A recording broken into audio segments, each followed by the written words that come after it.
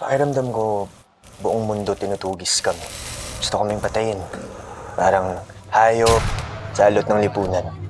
Adik, hindi dapat binibigyan ng pagkakataong mabuhay. Base po sa isa sa mga report na lumabas noong 2016, 8 sa 10 heinous crime sa bansa, yung suspect nakadroga. Itong mga pari natin, maiingay ngayon, condemning the president for the war on drugs. Bukas ang pinto natin sa lahat. Basta dito, walang manghuhusga sa'yo.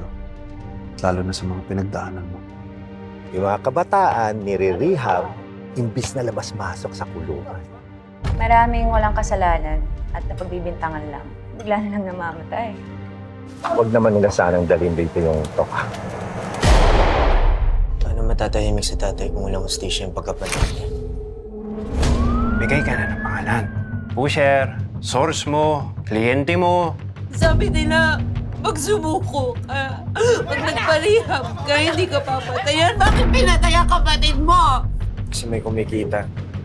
May presyo ang bawat ulo, mga adik na itutumba. Dito lang kami para linisin yun. Di ba yun naman yung gusto nating lahat? Yung tahimik tsaka ligtas na buhay? Sa gera, kulang ang tapang. Kailangan na nating mapaurong ang kalaban. The real enemy is fear. And the only way to escape it is to fight it, to face it.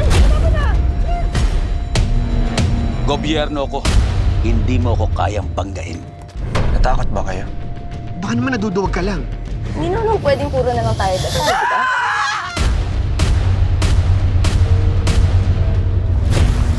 Yung mga umaabuso sa batas, yung mga naghahari-harian, kung papayagan natin sila, anong klaseng lipunan yun, di ba?